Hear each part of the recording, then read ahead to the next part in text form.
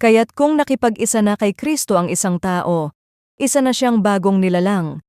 Wala na ang dati niyang pagkatao, sa halip ito'y napalitan na ng bago. Ang Diyos ang gumawa ng lahat ng ito. Sa pamamagitan ni Kristo, ibinilang niya kaming mga kaibigan at hindi nakaaway. At pinagkatiwalaan niya kami upang maglingkod.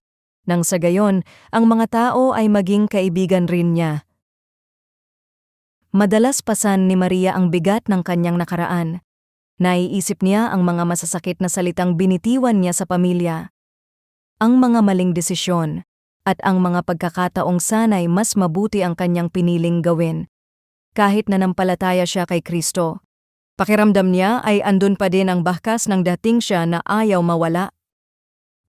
Isang gabi, nabasa niya ang mga salita ni Pablo sa 2 Korinto Kabanata 5. Kaya't kung nakipag-isa na kay Kristo ang isang tao, isa na siyang bagong nilalang. Wala na ang dati niyang pagkatao. Saglit siyang natahimik, para bang biglang gumaan ang kanyang kalooban. Doon niya naunawaan na ang nakaraan ay hindi na ang tunay na naglalarawan kung sino siya.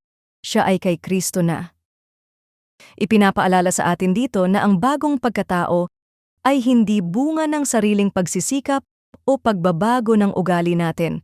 Ito ay gawa ng Diyos sa pamamagitan ng biyaya niya. Hindi lang niya tayo pinatawad sa ating mga kasalanan, binigyan niya rin tayo ng bagong buhay. At higit pa roon, ipinagkatiwala niya sa atin ang isang layunin. Ito ang ministeryo ng pagkakasundo. Tinawag tayong mamuhay hindi lang bilang bagong nilalang, kundi maging patotoo sa mundo ng biyayang nagligtas sa atin. Hindi ito tungkol sa sarili nating gahling o kayang gawin, kundi sa gawa ng Diyos. Siya ang nagligtas sa atin, at siya rin ang patuloy na nagbabago sa atin araw-araw.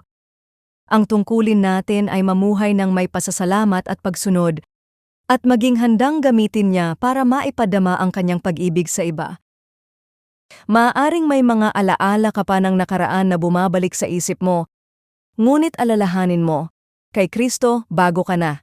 At bilang bagong nilalang, tinawag kang magdala ng pag-asa at pagkakasundo sa mga taong nasa paligid mo. Anong bahagi ng dating ikaw ang kailangan mong isuko sa Diyos ngayon, upang mas lubos mong maranasan ang bagong buhay na binigay niya? Panginoon, salamat po sa pagkakasundo mo sa akin sa pamamagitan ni Kristo. Tulungan mo akong mamuhay bilang bagong nilalang, pinatawad at binigyan ng bagong simulain. Gamitin mo ako upang maging daluyan ng pagkakasundo sa iba. Sa pangalan ni Jesus. Amen.